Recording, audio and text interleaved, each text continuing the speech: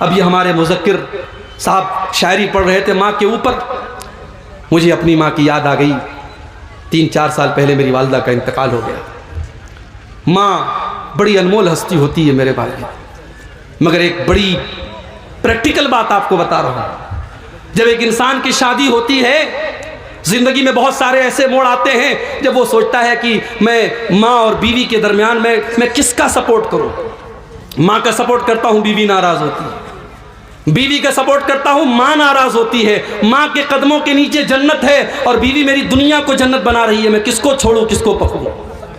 ایسے موقع پر میں اپنی ماں سے کہنا چاہوں گا کہ اگر اللہ نے آج آپ کو ساس بنایا ہے اور آپ یہ چاہتی ہے کہ آپ کی بہو آپ کو اپنی ماں سمجھے، تو اللہ کی واسطے آپ بھی اپنی بہو کو بیٹی کا درجہ دیجیے۔ ہم سماج میں یہ عجیب معیار دیکھتے ہیں کہ داماد اور بہو جو کام کریں، ساس اگر بیٹی کے گھر پہنچی، بیٹی چائے بنا رہی ہے، داماد بچے کو گود میں کھلا رہا ہے، بیوی کا سپورٹ کر رہا ہے، بیوی کی مدد کر رہا ہے، تو ساس کہتی ہے ماشاءاللہ میرا داماد بڑا نیک ہے، میری بیٹی کا بڑا ساتھ دیتا ہے۔ اور وہی عورت جب گھر میں آتی ہے اور اپنے بیٹے کو دیکھتی ہے بہو کا سپورٹ کر رہا ہے، کہتی ہے میرا بیٹا تو بالکل جورو کا غلام بن چکا ہے۔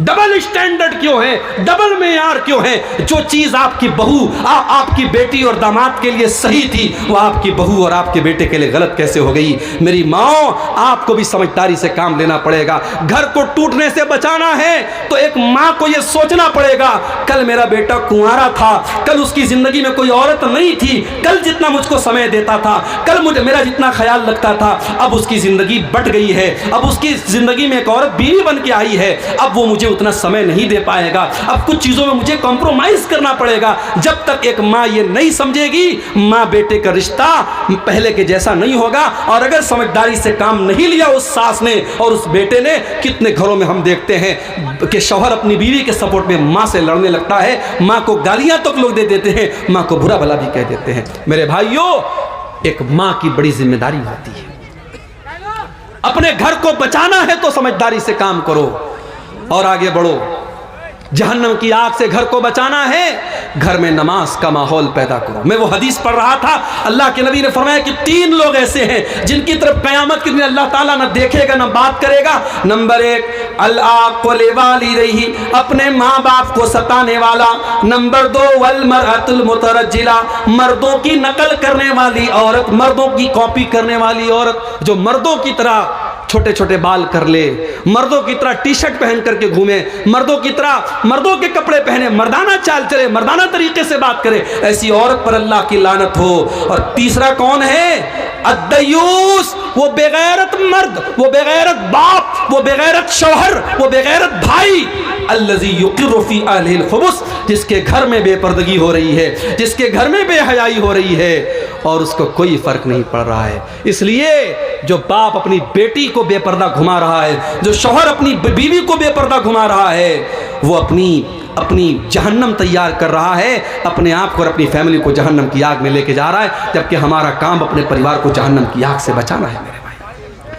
لیکن یہاں ایک بات اور سمجھ لیجیے، کسی گھر میں ایسا بھی ہو رہا ہے، گھر کے باہر بڑا پردہ ہے صاحب، لڑکی جب بھی نکلتی ہے سر سے پیر تک نقاب میں نکلتی ہے، ماں بھی نقاب میں، بیٹی بھی نقاب میں، بہن بھی نقاب میں، لیکن گھر کے اندر کا ماحول بڑا خراب ہے۔ گھر کے اندر بھابھی اور دیور میں بڑا ہنسی مذاق چل رہا ہے، دیور بڑی بیہودہ گندی باتیں بھابھی سے کر رہا ہے اور بھابھی کہتی ہے ارے یہ تو میرا دیور ہے، مذاق میں اڑا دیتی ہے۔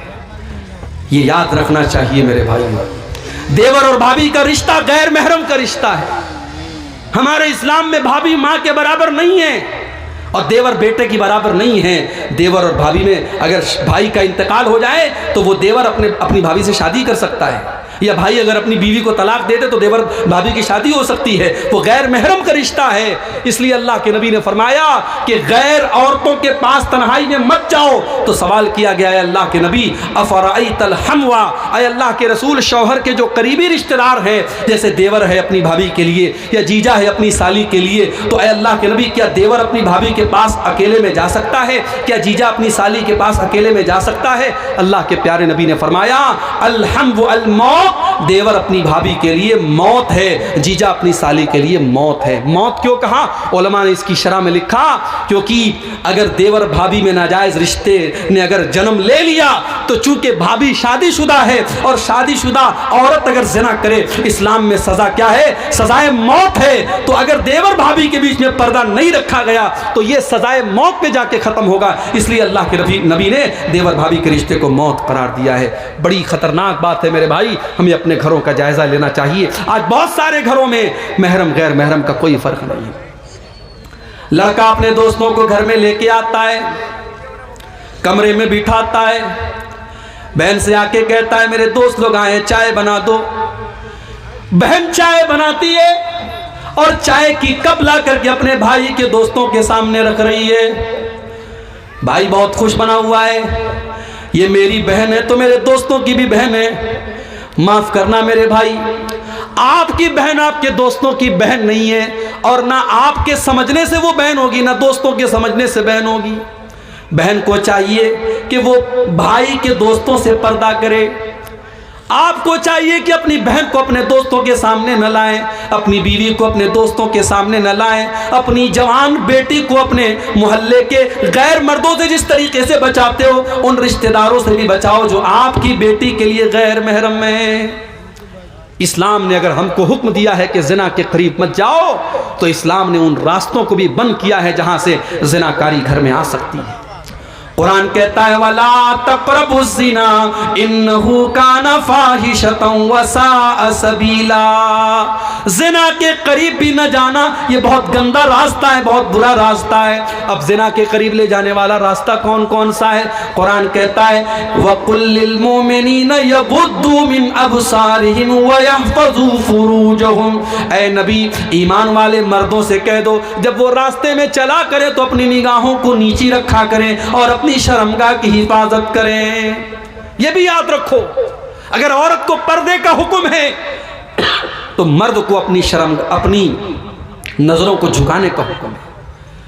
وہ ایک شاعر کہتا ہے سبھی ہم ہی سے کہتے ہیں نگاہیں اپنی نیچی رکھ، سبھی ہم ہی سے کہتے ہیں نگاہیں اپنی نیچی رکھ، کوئی ان سے نہیں کہتا نہ نکلے یوں عیا ہو کر۔ شاعر کہتا ہے کوئی عورتوں سے نہیں کہتا کہ وہ بے پردہ ہو کر کے نہ نکلے، سب ہم سے کہتے ہیں نگاہیں اپنی نیچی رکھ۔ اور اکبر الہ آبادی کا بڑا مشہور شعر ہے بے پردہ نظر آئیں کل جو چند بیویاں، اکبر زمین میں غیرت قومی سے گڑ گیا، پوچھا جو ان سے آپ کا پردہ وہ کیا ہوا، کہنے لگی کہ عقل پہ مردوں کے پڑ گیا۔ تو اگر عورتوں کو پردے کا حکم ہے تو مردوں کو اپنی نظروں کو جھکانے کا بھی حکم ہے۔ ان دونوں پر عمل ہونا ضروری ہے۔ اگر سماج میں عورت پردے میں نکلے گی اور مرد کی نظر نہیں جھکے گی تب بھی سماج میں اصلاح نہیں ہو سکتی۔ عورت کو پردے میں نکلنا ہے اور مرد کو اپنی نظر جھکا کے چلنا ہے۔ قرآن نے تو یہاں تک بیان کیا وَلْيَضْرِبْنَ بِخُمُرِهِنَّ عَلَىٰ جُيُوبِهِنَّ، اے ایمان والی عورتوں جب تم اپنے گھر کے اندر رہا کرو تو اپنے سینے پر اپنے گریبان پر دوپٹہ ڈال کے رہا کرو۔ بھائی کے سامنے، باپ کے سامنے، اپنے سسر کے سامنے بھی تمہارا دوپٹہ تمہارے سینے پر ہونا چاہیے۔ کہیں ایسا نہ ہو کہ ان محرم رشتہ داروں کے سامنے تم دوپٹے کے بغیر چلی جاؤ۔ او میری پیاری ماں بہنوں، جو اسلام اتنا سختی کے ساتھ آپ کو حکم دے رہا ہے کہ بھائی اور بیٹے کے سامنے بھی آپ کو اپنا دوپٹہ اپنے گریبان پہ رکھنا ہے، وہ اسلام اس بات کی اجازت کیسے دے دے گا کہ آپ فیس بک کے اوپر اپنے فوٹو ڈالیں، آپ واٹس ایپ کے اسٹیٹس پر اپنے فوٹو ڈالیں، آپ شادی کی تیاری کر رہی ہیں اور اپنے ہاتھوں میں مہندی کی ڈیزائن لگا کے مہندی کا فوٹو آپ انٹرنیٹ پہ ڈالیں؟ نہیں نہیں میری پیاری ماں بہنوں، قرآن کہتا ہے وَلَا يُبْدِينَ زِينَتَهُنَّ، اے ایمان والی اور تو اپنی خوبصورتی کو اپنے غیر مردوں کے سامنے کبھی ظاہر نہ کرنا۔ قرآن نے ایک لفظ استعمال کیا خوبصورتی کو ظاہر مت کرو۔ اب مجھے بتا دو عورت کا سر سے پیر تک کون سا ایسا حصہ ہے جو خوبصورتی میں داخل نہیں ہے؟ اس کا مطلب یہ ہوا کہ اسے سر سے پیر تک مکمل نقاب اور پردے میں رہنا ہے، اسے اپنے حسن کی نمائش نہیں کرنی ہے۔ اور قرآن یہاں تک کہتا ہے وَلَا يَضْرِبْنَ بِأَرْجُلِهِنَّ لِيُعْلَمَ مَا يُخْفِينَ مِنْ زِينَتِهِنَّ، خروجہن، اے ایمان والی عورتوں جب تم پائل پہن کر کے اپنے گھر میں چلا کرو تو زور زور سے زمین پر پاؤں مار کے نہ چلا کرو، تمہارے پائل کی جھنکار غیر مردوں تک پہنچے یہ اسلام کو گوارا نہیں ہے۔ جو اسلام ایک عورت کے پائل کی آواز کو غیر مردوں تک جانے کی اجازت نہیں دیتا ہے، وہ اسلام اس بات کی اجازت کیسے دے گا کہ عورت اپنی خوبصورتی کی نمائش کرے؟ قرآن تو یہاں تک کہتا ہے فَلَا تَخْضَعْنَ بِالْقَوْلِ فَيَطْمَعَ الَّذِي فِي قَلْبِهِ مَرَضٌ، اے نبی کی عورتوں، اے نبی کی بیویوں، جب تمہیں کسی غیر مرد سے بات کرنا پڑے تو تم ایسی آواز میں بات مت کرو جس میں مٹھاس پائی جاتی ہو، جس میں نرمی پائی جاتی ہو، بلکہ تم کڑک انداز میں بات کرو۔ جیسے آج کے دور میں موبائل کا دور ہے، موبائل پر کسی رانگ نمبر سے کال آ سکتا ہے۔ اب اگر لڑکی نے تھوڑا سا مٹھاس کے ساتھ بات کر لیا، کون بول رہے ہیں، انداز میں اگر ذرا سی مٹھاس آ گئی، سامنے والے کو لگ رہا ہے کہ یہاں میری دال گل جائے گی، یہاں گرین سگنل مل رہا ہے مجھے۔ اور جہاں اس نے کڑک انداز میں بات کر لی، کون بول رہے ہیں، کس سے بات کرنی ہے آپ کو؟ جہاں سختی سے گھڑک کر کے بات کی، سامنے والے بیچارہ اس کا جتنا اس کا شباب، اس کا جو ہے جوش اٹھا تھا، وہیں پر وہ بیٹھ جائے گا۔ قرآن کریم ایک عورت کو موبائل پر کیسے بات کرنا ہے، قرآن اس کا بھی انداز بتا رہا ہے۔ فَيَطْمَعَ الَّذِي فِي قَلْبِهِ مَرَضٌ، جس مرد کے دل میں شہوت کی بیماری ہے، وہ تمہارے بارے میں کوئی غلط خیال اپنے دل میں نہ لا سکے۔ وَقُلْنَ قَوْلًا مَعْرُوفًا، اور اے نبی کی عورتوں بدتمیزی نہ کرنا، گالی گلوچ سے بات نہ کرنا، بلکہ جو بھی بات کرنا ڈھنگ سے بات کرنا، لیکن انداز کڑک ہونا چاہیے غیر مرد کے سامنے۔ اسی لیے علماء پسند نہیں کرتے ہیں کہ عورت یوٹیوب پر آ کر کے تقریر کرے۔ ہمارے بعض مردوں کو بڑی اچھی لگتی ہے، محترمہ فلاں کی تقریر ہم بڑے شوق سے سنتے ہیں۔ ٹھیک ہے، اسلام میں منع نہیں ہے، عورت بیان کر سکتی ہے، مگر عورت کا بیان عورتوں کے درمیان ہو تو اچھا ہو۔ ایک جنرل پلیٹ فارم پہ جہاں مرد بھی سن رہے ہیں عورتیں بھی سن رہی ہیں، مناسب نہیں ہے۔ اس لیے کہ غیر محرم سے قرآن کہہ رہا ہے کہ عورت جب بات کرے کڑک انداز میں بات کرے۔ اس کے بعد فرمایا وَقَرْنَ فِي بُيُوتِكُنَّ، اے نبی کی بیویوں تم اپنے گھروں کے اندر عزت کے ساتھ رہا کرو۔ عورت اپنے گھر میں رہے، بلا ضرورت وہ نوکری نہیں کر سکتی، بلا ضرورت وہ گھر کے باہر نہیں جائے گی۔ ہاں بیوہ ہو گئی، شوہر کمانے والا نہیں ہے، بچوں کو پالنا ہے، جائز حد میں رہ کر، پردے میں رہ کر کے ٹیچنگ کر سکتی ہے، پڑھا سکتی ہے، کوئی جائز کام کر سکتی ہے، مگر عورت کا کام کمانا نہیں، کمانا مرد کا کام ہے، عورت کا کام گھر کو سنبھالنا ہے۔ وَقَرْنَ فِي بُيُوتِكُنَّ، اے نبی کی عورتوں تم عزت اور وقار کے ساتھ اپنے گھروں میں رہا کرو۔ وَلَا تَبَرَّجْنَ تَبَرُّجَ الْجَاهِلِيَّةِ الْأُولَى، اور جب تمہیں گھر کے باہر نکلنا پڑے، کہیں شادی میں جانا پڑے، کسی فنکشن میں جانا ہو، کسی پروگرام میں جانا ہو، جلسے میں جانا ہو، کہیں پر بھی تم کو جانا ہو، بن سنور کر کے، بن ٹھن کر کے، اپنے حسن کی نمائش کر کے نہ نکلنا جیسے دور جاہلیت میں عورتیں نکلا کرتی تھی۔ اسلام تو یہاں تک کہتا ہے اگر مسجد میں عورت کے نماز پڑھنے کا انتظام ہے، عورت مسجد میں نماز پڑھنے آ رہی ہے تو وہاں پر بھی وہ خوشبو لگا کر کے نہ آئے، اگر وہ خوشبو لگا کر کے آتی ہے اللہ کے پیارے نبی فرماتے ہیں وہ واپس جائے اور غسل کرے، اور جب تک اپنے بدن سے خوشبو کا وہ اثر نہیں ہٹا دے گی اس کی نماز اللہ تعالیٰ کے قبول نہیں ہوگی۔ اسلام اس معاملے میں اتنا سخت ہے میرے بھائی۔ اس کے بعد فرمایا وَأَقِمْنَ الصَّلَاةَ وَآتِينَ الزَّكَاةَ، اے ایمان والی عورتوں نماز قائم کیا کرو۔ ارے مولی صاحب چھوٹا سا بچہ ہے، پیشاب کر دیتا ہے، یہاں بیچارہ شوہر مہینے میں 3-3 ہزار روپیہ بچے کے پیمپر پر خرچ کر رہا ہے، تب بھی اس کو کہتی ہے کہ پیشاب کر دیتا ہے، نماز کیسے پڑھوں گی؟ حضرت فاطمہ نے کیا حسن حسین کی پرورش نہ کی تھی؟ کیا حضرت خدیجہ نے اپنی بیٹیوں کو پالا نہیں تھا؟ میری پیاری ماں و بہنوں اس زمانے میں پیمپر بھی نہیں تھا، اس زمانے میں لکڑی جلا کر کی آگ جلا کرتی تھی، اس زمانے میں گیس کا چولہا بھی نہیں تھا، اس زمانے میں کپڑے ہاتھ سے دھوئے جاتے تھے، اس زمانے میں واشنگ مشین نہیں تھی۔ آج تو اللہ نے بہت ساری نعمتوں سے آپ کو نوازا ہے، آج تو گاؤں دیہات میں بھی یہ نعمتیں پہنچ چکی ہیں۔ میری پیاری ماں و بہنوں نماز پڑھنے میں کوئی بہانہ نہ کرنا، نماز اپنے ٹائم سے آپ کو پڑھنا ہے، جیسے مردوں کے اوپر نماز فرض ہے آپ کے اوپر بھی نماز فرض ہے۔ بلکہ میں تو کہتا ہوں عورت کے لیے جنت میں جانا زیادہ آسان کام ہے۔ آج تک آپ نے وہ حدیث سنی ہے عورتیں جہنم میں زیادہ جائیں گی. عورتیں بیچاری ایک دم ڈر گئی, ہم لوگ جہنم میں زیادہ جائیں گے. لیکن عورت جنت میں بھی جا سکتی ہے. بہت آسان طریقہ بتا رہا ہوں, 4 کام کر لے عورت جنت میں چلی جائے گی. اللہ کے پیارے نبی فرماتے ہیں ايما امرأة صلت خمسها وصامت شهرها وأطاعت زوجها وأحسنت فرجها, جو عورت 5 ٹائم کی نماز کی پابندی کرے, رمضان کا روزہ رکھے, اپنے شوہر کی اطاعت کرے اور اپنی عزت و آبرو کی حفاظت کرے, دخلت من ای ابواب الجنت شاءت, جنت کے 8 دروازے اس کے لیے کھول دیے جائیں گے. اے اللہ کی نیک بندی, تو جس گیٹ سے جنت میں جانا چاہے جا سکتی ہے. او میری پیاری ماں بہنوں, اگر جہنم میں عورتیں زیادہ جائیں گی تو آپ یہ کیوں بھول گئی کہ ایسی عورتیں بھی دنیا میں پیدا ہوئی ہیں جن کو مریم کہا جاتا ہے, جن کو آسیہ کہا جاتا ہے. آسیہ فرعون کی بیوی, فرعون جیسے ظالم انسان کی بیوی. فرعون اتنا بڑا ظالم ہے اور اللہ نے اس کی بیوی کو ایمان والا بنا دیا.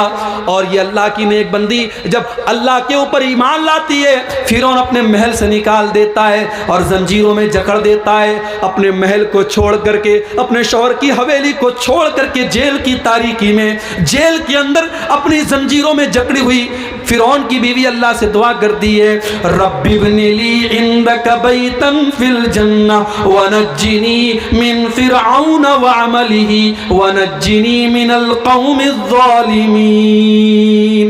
اے اللہ تیری توحید کے لیے, تیرے دین کے لیے, اے اللہ میں نے فرعون کا محل چھوڑ دیا, اے اللہ اپنی اس بندی کو تو جنت میں ایک محل عطا فرما دے, اے اللہ اس ظالم فرعون سے مجھ کو نجات دے دے. اللہ نے قیامت تک کے ایمان والوں کے لیے فرعون کی بیوی کو آئیڈیل اور نمونہ بنا دیا. اس کا مطلب یہ ہوا اللہ کے یہاں یہ نہیں دیکھا جائے گا کہ رشتہ کیسا تھا, اللہ کے یہ دیکھا جائے گا کردار کیسا تھا.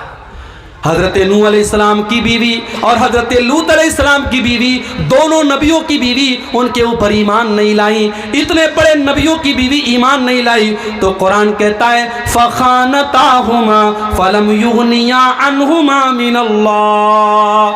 حضرت نوح علیہ السلام کی بیوی جہنم میں جائے گی, حضرت لوط علیہ السلام کی بیوی جہنم میں جائے گی.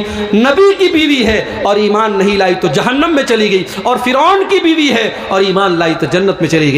میری پیاری ماں اور بہنوں, آپ کا کردار ایسا ہونا چاہیے. آپ کے لیے مثال مریم ہے اور آپ کے لیے مثال آسیہ ہے. قرآن کہتا ہے وَأَقِمْنَا الصَّلَاةَ, نماز قائم کرو, وَآتِينَا الزَّكَاةَ, زکوٰۃ دیا کرو. عورت جو زیور پہنتی ہے, عورت جو کنگن پہنتی ہے, جو گلے میں ہار پہنتی ہے, جو کان میں ایئر رنگ پہنتی ہے, اگر سونے کا ہار ہے, سونے کا زیور ہے اور 85 گرام یا اس سے زیادہ کا ہے, اور چاندی کا زیور ہے اور 595 گرام یا اس سے زیادہ ہے, اس پر سال میں 2.5% زکوٰۃ دینا ہے. عورت کو اگر شوہر زکوٰۃ نکال دے بہت اچھی بات ہے, اگر شوہر نہیں نکال رہا ہے تو بیوی کو اس کی زکوٰۃ نکالنی پڑے گی. اس کے بعد اللہ فرماتا ہے وَأَطِيعْنَا اللَّهَ وَرَسُولَهُ, اے ایمان والی عورتوں تم اللہ کی اطاعت کرتی رہنا اور رسول کی اطاعت کرتی رہنا. انما يريد الله ليذهب عنكم الرجس اهل البيت ويطهركم تطهيرا. اے نبی کے گھر کی عورتوں, اللہ یہ حکم اس لیے دے رہا ہے کیونکہ اللہ تم کو ہر گندگی سے پاک اور صاف کرنا چاہتا ہے. اس کے بعد فرمایا وَذْكُرْنَ ما يتلى في بيوتكن من آیات اللہ والحکمہ. اے نبی کی عورتوں, تمہارے گھروں میں قرآن و حدیث کا درس ہوتا ہے, قرآن پڑھا جاتا ہے اور حدیث پڑھی جاتی ہے, اس کو یاد کیا کرو. آج ہماری عورتیں قرآن و حدیث کیا یاد کریں گی؟ بریلی کا نیوز آپ نے سنا ہوگا, مدرسے میں پڑھی ہوئی لڑکی آج مرتد ہو گئی اور کسی غیر کے ساتھ بھاگ گئی. یہ حالات ہو گئے ہمارے ملک کے. ہماری مسلمان بہن غیروں کے ساتھ فرار ہو رہی ہے. میرے بھائیوں, کہیں نہ کہیں پانی مر رہا ہے, کہیں نہ کہیں ہماری تربیت میں کوتاہی ہے. ہم نے اپنی بچیوں کو قرآن تو پڑھا دیا کسی مولوی صاحب کے ذریعے, مگر قرآن کا مطلب نہیں پڑھایا. ہم نے اپنی بچیوں کو کبھی مدرسے میں نہیں بھیجا. بچیاں اسکول گئیں, کالج گئیں, یونیورسٹی گئیں, پڑھ تو لیا, لکھ تو لیا, ایجوکیٹڈ تو بن گئیں, مگر ہماری بچیوں کو دین کے بارے میں کچھ نہیں پتا. اللہ کے واسطے ہوش کا ناخن لو. اپنی بچیوں کو دین سکھاؤ، اپنی بچیوں کو اسلام سکھاؤ، اپنی بچیوں کو توحید سکھاؤ۔ اسی لیے حضرت علی فرماتے ہیں کہ قرآن کی جو یہ آیت ہے، اللہ فرماتا ہے قُوْ أَنفُسَكُمْ وَأَهْلِيكُمْ نَارًا، اپنے گھر والوں کو جہنم کی آگ سے بچاؤ۔ حضرت علی کہتے ہیں اس کا مطلب کیا ہے؟ عَلِّمُوهُمْ وَأَدِّبُوهُمْ، اپنے گھر والوں کو دین سکھاؤ۔ یہ مدرسے جہاں بچے بچیاں پڑھ رہے ہیں، ان مدرسوں کے لیے آج بھیک مانگنی پڑتی ہے۔ آج ہمارے بنگالی زبان میں وہ بیچارے نظمیں پڑھ پڑھ کے اور شعر پڑھ پڑھ کے آپ سے چندہ مانگتے ہیں۔ ہونا تو یہ چاہیے تھا آپ خود آگے بڑھ کے دیتے، جس کی 10,000 کی طاقت ہے وہ 10,000 دیتا، جس کی 1,00,000 کی طاقت ہے وہ 1,00,000 دیتا، ان مدرسوں کے لیے بھیک نہ مانگنی پڑتی۔ مگر ہائے آج ان مدرسوں کو ہم نے اتنا کمزور بنا دیا، جب تک گھر گھر جا کے لوگ بھیک نہ مانگے یہ مدرسے نہیں چل سکتے۔ میرے بھائیوں، اپنی بچیوں اور بچوں کو ان مدرسوں میں دین کی تعلیم دو، تبھی آپ کی بچیاں بچ سکتی ہیں۔ اور قرآن یہ بھی کہہ رہا ہے مسلمان کے گھر میں قرآن و حدیث کا درس ہونا چاہیے۔ اس لیے وقتاً فوقتاً، سال میں آپ نے ایک بار جلسہ کرا لیا بہت اچھی بات ہے، لیکن وقتاً فوقتاً کسی عالم کے ذریعے یا عالمہ کے ذریعے گھر گھر بھی چھوٹے چھوٹے پروگرام ہونے چاہیے، عورتوں کے مخصوص پروگرام ہونے چاہیے۔ آج کتنی عورتیں ہیں نماز کا طریقہ ان کو نہیں آتا، وضو کا طریقہ ان کو نہیں آتا، غسل کا طریقہ ان کو نہیں آتا، پاکی ناپاکی کے مسئلے ان کو نہیں آتے، توحید کا مسئلہ ان کو نہیں آتا، شرک کیا ہے ان کو نہیں آتا۔ کتنی عورتیں ہیں کتنے شرکیہ کاموں میں پڑی ہیں۔ میرے بھائیوں، قرآن کہتا ہے وَذْكُرْنَ مَا يُتْلَى فِي بُيُوتِكُنَّ مِنْ آيَاتِ اللَّهِ وَالْحِكْمَةِ، اے نبی کی عورتوں اپنے گھروں میں قرآن و حدیث جو پڑھا جاتا ہے اس کو یاد کرو۔ اور آخری دو بات بیان کر کے بات ختم کر رہا ہوں، کیونکہ آپ سردی میں بیٹھے ہیں، مجھے احساس ہو رہا ہے، میں اس اسٹیج پر بیٹھا ہوں، یہاں لوگ بیٹھے ہیں، سردی کم محسوس ہو رہی ہے، آپ کو زیادہ محسوس ہو رہی ہوگی۔ دو باتیں اور آپ کے سامنے رکھتا ہوں۔ گھر کو اگر جہنم کی آگ سے بچانا ہے میرے بھائی، گھر میں محبت پیدا کرو، بیوی اپنا حق ادا کرے، شوہر اپنا حق ادا کرے۔ آج شوہر آتے ہیں مولوی صاحب ایسی تقریر کیجیے عورت ایک دم میری خدمت گزار بن جائے۔ عورتیں یہ چاہتی ہے ایسی خدمت ایسی تقریر کریں کہ شوہر بالکل ان کے تابع دار ہو جائیں۔ بیوی چاہتی ہے شوہر اس کا حق ادا کرے، شوہر چاہتا بیوی اس کا حق ادا کرے۔ آؤ اپنے نبی کے پاس چلتے ہیں۔ اللہ کے پیارے نبی صلی اللہ علیہ وسلم سے پوچھا گیا ای النساء خیر، اے اللہ کے نبی کون سی عورت سب سے اچھی عورت ہے؟ بڑے غور سے سننا میری ماں، رات رات میں آپ نے تہجد پڑھ لیا ہوگا، ہو سکتا ہے آپ نے ہر مہینے 3 نفلی روزے رکھے ہوں گے، ہو سکتا ہے آپ روزانہ 5 پارے قرآن کی تلاوت کرتی ہوں گی، مگر اللہ کے نبی سے جب پوچھا گیا کہ کون سی عورت سب سے اچھی عورت ہے، نبی نے فرمایا 3 کوالٹی جس کے اندر پائی جائے، 3 چیزیں جس عورت کے اندر پائی جائیں وہ سب سے اچھی عورت ہے۔ التی تسرہ اذا نظر، جب شوہر دیکھے تو خوش ہو جائے۔ یا تو الٹی بات ہے، شوہر گھر میں آتا ہے بال بکھرا ہے، کپڑے مہک رہے ہیں پسینے سے، تیل کی بدبو آ رہی ہے، مسالے کی بدبو آ رہی ہے، ہاں شادی میں جانا ہے تو 1 گھنٹے وہ پورا میک اپ کرے گی، پورے چہرے پر کریم پوتے گی اور پاؤڈر لگائے گی۔ اور آج کل تو ماشاءاللہ ایسا میک اپ چل رہا ہے کہ اگر عورت جو ہے اس کے موبائل پر اگر وہ فیس لاک لگا لے اور میک اپ کر کے اپنے موبائل پر فیس وہ اوپن کرنے کی کوشش کرے تو موبائل کہے گا محترمہ کون ہے آپ؟ بچہ نہیں پہچانے گا ماں کو، ایسا میک اپ ہو رہا ہے بیوٹی پارلر کے اندر۔ تو شوہر کے لیے کوئی میک اپ نہیں کر رہی ہے، جبکہ تیرے میک اپ کا حقدار تیرا شوہر ہے۔ جب تجھ کو معلوم ہے میرا شوہر رات کو 10 بجے آتا ہے، 9 بجے بیٹھ جا میرر کے سامنے، آئینے کے سامنے، اور اپنے آپ کو اتنا سجا لے، اتنا سوار لے، اتنا خوبصورت بنا لے کہ شوہر جب باہر کی ٹینشن لے کے آئے اور بیوی کا چہرہ مسکراتا ہوا دیکھے، اس کے بدن کی خوشبو کو محسوس کرے تو شوہر کی ساری تھکاوٹ دور ہو جائے۔ التی تسرہ اذا نظر، جب شوہر دیکھے تو خوش ہو جائے۔ دوسری چیز وَتُطِيعُهُ اِذَا امر، جب شوہر کوئی حکم دے تو مانے۔ یہاں تو ہوتا ہم کیوں مانے؟ ہم کوئی اس کی نوکرانی ہے؟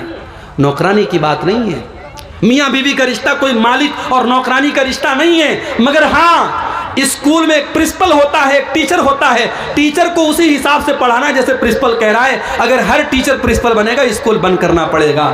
گھر بھی ایک اسکول ہے اور گھر کا پرنسپل مرد ہے اور عورت اس کے انڈر میں کام کرے گی۔ اگر شوہر کی کوئی بات ہے تو بیوی کو چاہیے کہ مانے اس کو۔ اللہ کے نبی نے تو یہاں تک کہا، دیکھیے یہ حدیثیں سن کر کے ہمیں عجیب لگتا ہے اللہ کے نبی نے ایسا کیوں کہا، مگر جب ہم پریکٹیکل سماج میں دیکھتے تو ہم کو لگتا ہے کہ واقعی اللہ کے پیارے نبی نے بڑی سچی بات کہی۔ آپ نے فرمایا اگر شوہر اپنی بیوی کو اپنے پاس بلائے، بیوی کو چاہیے اپنے سارے کام چھوڑ کر کے شوہر کے پاس جائے، وَإِن كَانَتْ عَلَى التَّنُّورِ، یہاں تک کہ اگر وہ چولہے پر روٹی پکا رہی ہے، چولہے پر ہے تب بھی وہ جائے۔ یہ کون سی بات ہوئی؟ بالکل بات ہوئی، شوہر اپنی بیوی سے 24 گھنٹے کبھی بھی اس کو اپنے پاس بلا سکتا ہے، اور اگر بیوی کے پاس کوئی شرعی عذر نہیں ہے تو بیوی کو جانا چاہیے۔ اور اگر بیوی انکار کرتی ہے، اللہ کے نبی فرماتے ہیں جس بیوی کا شوہر اس حال میں سو جائے کہ بیوی کو وہ دعوت دے اور بلائے اور بیوی اس کے پاس جانے سے انکار کر دے، بلا کہ کوئی مجبوری ہو، کوئی بیماری ہو، کوئی بات تو الگ بات ہے، اگر بغیر کسی عذر کے بیوی شوہر کی بات ماننے سے انکار کر دے، لعنتها الملائکۃ حتی تصبح، تو صبح تک فرشتے اس عورت پر لعنت کرتے ہیں۔ لیکن یہاں یہ بات یاد رہے کہ یہ معاملہ میاں بیوی کا جو معاملہ ہے یہ ایک طرفہ نہیں ہے۔ اگر بیوی کو چاہیے کہ شوہر کے جذبات کا خیال رکھے تو شوہر کو بھی چاہیے کہ بیوی کے جذبات کا خیال رکھے۔ یہ زور زبردستی کا رشتہ نہیں ہے، یہ محبت کا رشتہ ہے، یہ ماننے منوانے کا رشتہ ہے۔ اور تیسری چیز وَلَا تُخَالِفُهُ فِي نَفْسِهَا وَمَالِهِ بِمَا يَكْرَهُ، بہترین عورت کی تیسری نشانی کہ وہ عورت اپنے مال، اپنی آبرو کے سلسلے میں اور شوہر کے مال کے سلسلے میں کوئی ایسا کام نہ کرے جو شوہر کو ناپسند ہے۔ شوہر کی الماری کی چابی اس کے ہاتھ لگ کے یہ اڑا رہی ہے پیسہ، شاپنگ خوب کر رہی ہے، اب شوہر نے وہ پیسہ کس ضرورت کے تحت رکھا ہے، شوہر کو بغیر بتائے اس کا پیسہ اڑا رہی ہے، غلط ہے یہ۔ یا شوہر نے منع کر دیا فلاں کو گھر میں مت آنے دینا، اس کو گھر میں آنے دے رہی، یہ غلط ہے۔ تو شوہر کی مرضی کا خیال رکھے اپنی آبرو کے سلسلے میں اور اپنے شوہر کے مال کے سلسلے میں کوئی ایسا کام نہ کرے۔ اب آ جائیے دوسری طرف، اللہ کے نبی کے پاس ایک صحابی آتے ہیں، ما حق زوجتی احدنا علی، اے اللہ کے نبی بیوی کا حق ہمارے اوپر کیا ہے؟ آج کوئی مرد مولوی سے یہ سوال نہیں کرتا، سب یہ چاہتے بیوی کو مجھے میرے ساتھ کیا کرنا چاہیے یہ بتاؤ مولوی صاحب، لیکن صحابی الٹا سوال کر رہے ہیں، ما حق زوجتی احدنا علیہ، اے اللہ کے نبی بیوی کا حق ہمارے اوپر کیا ہے؟ آپ نے فرمایا ان تطعمھا اذا طعمت، جو تم کھاؤ اپنی بیوی کو کھلاؤ۔ تم باہر کھا رہے ہو دیسی مرغا اور بیوی کو گھر میں بھات کھلا رہے ہو، تم باہر بہترین چیزیں کھا رہے ہو اور بیوی کو اس سے محروم کرو نہیں، جو تم کھاؤ بیوی کو کھلانے کی کوشش کرو۔ وَتَقْسُوهَا إِذَا اقْتَسَيْتَ، اور جس معیار کا کپڑا تم پہنتے ہو اسی اسٹینڈرڈ اور معیار کا کپڑا اپنی بیوی کو پہناؤ۔ اگر تم مہنگے کپڑے پہنتے ہو، تم برانڈڈ کپڑے پہنتے ہو تو بیوی کو بھی اچھا کپڑا پہناؤ۔ وَلَا تَضْرِبِ الْوَجْهَ، اور کبھی بیوی کے چہرے پر ہاتھ نہ اٹھانا، کبھی بیوی کے چہرے پر نہ مارنا۔ وَلَا تُقَبِّ، اور کبھی بیوی سے گالی گلوچ نہ کرنا۔ وَلَا تَحْجُرْ إِلَّا فِي الْبَيْتِ، اور جتنا بھی جھگڑا ہو جائے، میاں بیوی کا جھگڑا گھر کے باہر نہ جائے، اس کو کبھی گھر کے باہر نہ نکالنا۔ یہ بیوی کا حق ہے آپ کے اوپر۔ اور آپ ایک بات یاد رکھیے میرے بھائی، آپ ماشاءاللہ بڑے چہرے پر شرعی داڑھی ہے، ماتھے پر سجدے کا نشان ہے، 5 ٹائم کی نماز کے آپ پابند ہیں، رات میں تہجد بھی پڑھتے ہیں، مگر ایک چیز اگر آپ کے اندر نہیں ہے، آپ اپنی بیوی کے ساتھ اچھے شوہر نہیں ہیں تو آپ اچھے نہیں ہیں میرے بھائی۔ اللہ کے نبی فرماتے ہیں خیرکم خیرکم لأہلہ وانا خیرکم لأہلی، تم میں سب سے بہترین انسان وہ ہے جو اپنے پریوار کے لیے، اپنے بیوی بچوں کے لیے بہترین ہوں، اور میں اپنی بیوی بچوں کے لیے بہت اچھا ہوں، میں ایک اچھا شوہر بھی ہوں، میں ایک اچھا باپ بھی ہوں۔ اماں عائشہ سے پوچھا گیا اللہ کے پیارے نبی جب گھر میں ہوتے تو کیا کرتے تھے؟ اماں عائشہ نے فرمایا کانا یعمل فی بیتہ، اللہ کے پیارے نبی اپنے گھر میں جس طریقے سے اور مرد اپنے گھر کی عورتوں کے کاموں میں ہاتھ بٹاتے ہیں، اللہ کے نبی اپنی بیویوں کے کاموں میں ہاتھ بٹا دیا کرتے تھے۔ اپنے بہت سارے کام اللہ کے رسول خود کر لیتے تھے، بیوی کو غلام بنا کے نہیں رکھتے تھے، بیوی کو نوکرانی بنا کے نہیں رکھتے تھے۔ تو یہ بہترین شوہر کی نشانی یہ ہے کہ وہ بیوی کے جذبات کا خیال رکھے۔ اللہ کے پیارے نبی صحابہ کے ساتھ جا رہے ہیں، آپ نے صحابہ سے کہا تم لوگ تھوڑا آگے نکل جاؤ. صحابہ تھوڑا آگے نکل گئے. حضرت عائشہ آپ کے ساتھ تھیں. آپ نے فرمایا اے عائشہ چلو سناٹا ہو گیا ہے, چلو ہم دونوں دوڑتے ہیں, مقابلہ کرتے ہیں, دیکھتے ہیں کون دوڑ میں آگے نکلتا ہے. اما عائشہ نئی نئی شادی ہوئی تھی, دبلی پتلی تھی, وزن کم تھا. جب دوڑنے لگی اللہ کے پیارے نبی پیچھے رہ گئے اور اما عائشہ آگے نکل گئی. اما عائشہ کو بہت مزہ آیا. انہوں نے ہنستے ہوئے فرمایا کہ اے اللہ کے نبی انی قد سبقتک, میں تو آپ سے آگے نکل گئی, آپ تو پیچھے رہ گئے. اللہ کے نبی مسکرا گئے, خاموش ہو گئے, کوئی جواب نہیں دیا. کچھ دنوں کے بعد ایک اور سفر تھا. اس سفر میں بھی آپ نے صحابہ سے کہا تھوڑا آگے نکل جاؤ, اور اتفاق سے اس سفر میں بھی حضرت عائشہ آپ کے ساتھ تھی. آپ نے فرمایا عائشہ بہت دن ہو گئے, چلو ایک بار پھر ہم دونوں ریس کرتے ہیں, دوڑ کا مقابلہ کرتے ہیں, دیکھتے ہیں کون آگے نکلتا ہے. اما عائشہ فرماتی ہیں اب اس مرتبہ میں تھوڑی موٹی ہو گئی تھی, میرا بدن تھوڑا فربا ہو گیا تھا, میرے بدن پہ تھوڑی چربی آ گئی تھی. جب اس مرتبہ میں دوڑنے لگی تو میں پیچھے رہ گئی اور اللہ کے پیارے نبی آگے رہ گئے. اللہ کے نبی نے ہنستے ہوئے فرمایا حاذہ بتلکا, اے عائشہ شاید تم بھول گئی, اس دن کا بدلہ آج میں نے لے لیا. یہ اللہ کے رسول کا واقعہ میں آپ کو بتا رہا ہوں میرے پیارے ساتھیوں, یہ سیرت النبی کا واقعہ آپ کو بتا رہا ہوں. اللہ کے نبی اس طریقے سے اپنی بیویوں سے ہنسی مذاق بھی کرتے تھے. ان کے جذبات, ایک مرتبہ مسجد نبوی میں حبشی لوگ نیزوں کا کھیل کھیل رہے تھے. حضرت عائشہ اچک اچک کے دیکھ رہی تھیں. اللہ کے نبی نے کہا عائشہ تم دیکھنا چاہتی ہو؟ اللہ کے نبی کھڑے ہو گئے اور حضرت عائشہ اللہ کے رسول کے کندھے پر سر رکھ کر کے اس کھیل کو دیکھنے لگیں, اور تب تک دیکھتی رہی جب تک تھک نہ گئی. جب تھک گئی اللہ کے نبی نے کہا عائشہ کیا بات ہے؟ کہا اللہ کے نبی جب میں اندر جاتی ہوں. اللہ کے پیارے نبی اس طریقے سے اپنی بیویوں کے جذبات کا خیال رکھتے تھے. میرے بھائیوں, رشتے محبت سے چلتے ہیں, رشتے قانون کے ڈنڈے سے نہیں چلتے ہیں, رشتے کچھ مان کر کچھ منوا کر کے چلتے ہیں. بیوی یہ سوچے شوہر میرے اشاروں پہ ناچے, شوہر یہ سوچے کہ بیوی میری غلام بن جائے, ایسے کام نہیں چلتا ہے. یہ محبت کا رشتہ ہے, یہ سکون کا رشتہ ہے. گھر کو اگر جنت بنانا ہے اور گھر والوں کو جنتی بنانا ہے تو ہمیں ان چیزوں کا لحاظ رکھنا پڑے گا. 2 پوائنٹ اور بات کر کے بات ختم کر رہا ہوں, 2 بجنے والے ہیں. آخری چیز یہ ہے میرے بھائیوں کہ ہم اپنے گھر میں نیک لوگوں کو دعوت دیں. اگر ہم چاہتے ہیں ہمارے گھر والے جہنم کی آگ سے بچیں اور ہمارے گھر والے نیک بنیں, تو نیک لوگوں کو آپ گھر میں دعوت دیں, علماء کو دعوت دیں, صالحین کو دعوت دیں. آپ کے دسترخوان پہ نیک لوگ بیٹھیں گے, کھانا کھائیں گے. آپ کے بچے ادب سیکھیں گے, آپ کے بچے اسلام سیکھیں گے, آپ کے بچے ایمان سیکھیں گے. حضرت نوح علیہ السلام اللہ سے دعا کرتے ہیں ربی اغفر لی ولوالدی ولمن دخل بیتی مؤمنا وللمؤمنین والمؤمنات. اے اللہ مجھے بھی بخش دے, میرے ماں باپ کو بھی بخش دے, اور اے اللہ جو ایمان والا میرے گھر میں داخل ہو تو اس کو بھی بخش دے. پتہ یہ چلا کہ حضرت نوح علیہ السلام اپنے گھر میں ایمان والوں کو دعوت دیتے تھے.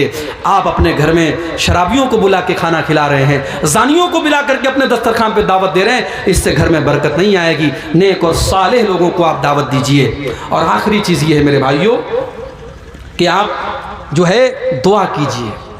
اگر آپ کو لگتا ہے کہ آپ کے گھر میں کوئی برائی ہے, آپ کا بچہ غلط راستے پر چل رہا ہے, آپ کی بیوی اللہ کی نافرمان ہے, آپ اس کی اصلاح کی کوشش کیجئے اور اللہ سے دعا کیجئے. 2 دعائیں میں سکھا رہا ہوں, اس کو یاد کر لیجئے. پہلی دعا آپ کو قرآن کے 19ویں پارے میں ملے گی. 19ویں پارے میں سورہ فرقان کے آخر میں آپ کو یہ دعا ملے گی. اللہ کے نیک بندے یہ دعا اللہ سے کرتے ہیں, ربنا هب لنا من ازواجنا وذرياتنا قرة اعین واجعلنا للمتقین اماما.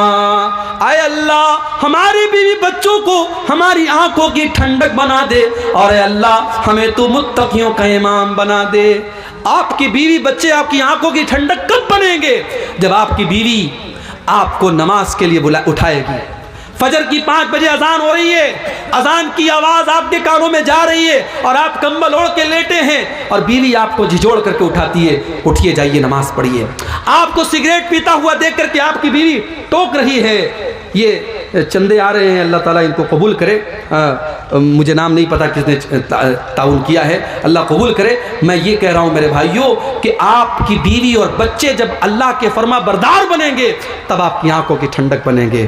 ایمان والے یہ دعا کرتے کہ اے اللہ ہمارے بیوی بچوں کو ہماری آنکھوں کی ٹھنڈک بنا دے، وَجْعَلْنَا لِلْمُتَّقِينَ إِمَامًا، اور اے اللہ ہمیں تو متقیوں کا امام بنا دے، اتنا نیک بنا دے، دنیا مثال دے۔ متقی لوگ ایسے ہوتے ہیں، نیک لوگ ایسے ہوتے ہیں۔ ایک دعا آپ یہ یاد کر لیجئے، اور دوسری دعا جو ہمارے باپ ابراہیم علیہ السلام نے دعا کی تھی اس دعا کو یاد کر لیجئے، ربی اغفر لی۔ حضرت ابراہیم نے دعا کی رب اجعلنی مقیم الصلاۃ ومن ذریتی ربنا وتقبل دعا، اے اللہ مجھے بھی نماز کا پابند بنا دے اور میرے بچوں کو بھی نماز کا پابند بنا دے، اے اللہ میری دعا کو قبول کر لے۔ اپنے بچوں کے لیے دعا کیا کرو میرے بھائی، اپنی اولاد کے لیے دعا کیا کرو، اپنی اولاد کے عقیدے کے لیے دعا کیا کرو کہ اللہ مرتے دم تک میرے بچوں کو توحید پہ رکھنا۔ ابراہیم علیہ السلام یہ بھی دعا کرتے ہیں رب انہن اضللن کثیرا من الناس، اے اللہ ان بتوں کی وجہ سے بہت سارے ہلاک ہو گئے، وجنبنی وبنی ان نعبد الاصنام، اے اللہ تو مجھے اور میرے بچوں کو تو بتوں سے بچانا، میرے بچوں کو تو شرک سے بچانا۔ اپنی اولاد کی جیسے دنیا کی فکر کرتے ہو میرے بھائی، اپنی اولاد کی آخرت کی فکر کیا کرو۔ جب بھی دعا کے لیے اللہ کے سامنے ہاتھ اٹھایا کرو، اپنی اولاد کے لیے اپنی فیملی کے لیے بھی دعا کیا کرو۔ یہ چند باتیں گھروں کی اصلاح کے تعلق سے میں نے رکھی ہیں، امید کرتا ہوں کچھ باتیں کچھ تلخ بھی آ گئی، کچھ کڑوی بھی آ گئی، پہلی مرتبہ آپ کے علاقے میں آیا ہوں، اس امید کے ساتھ میں نے یہ باتیں رکھی ہیں کہ ہم صرف ایک کان سے سن کر کے دوسرے کان سے اڑا نہیں دیں گے، بلکہ ہم عمل کرنے کی کوشش کریں گے۔ اللہ سے دعا ہے رب العالمین ہم سب کو اپنے گھروں کی اصلاح کرنے کے توفیق عطا فرمائے۔ اللہ ہم سب میں سے جو باپ ہیں ان کو ایک ذمہ دار باپ بنا دے، جو مائیں ہیں ان کو ذمہ دار مائیں بنا دے، جو بیویاں ہیں ان کو نیک اور دیندار بیویاں بنا دے۔ اللہ ہمارے گھروں کو جنت نشان بنا دے، ہم سب کو کہنے سننے سے زیادہ عمل کرنے کے توفیق عطا فرمائے۔ ربنا تقبل منا انك انت السميع العليم وتب علينا انك انت التواب الرحيم۔ دعا کرا دیں کوئی اور، امام صاحب صدر صاحب نہیں کوئی؟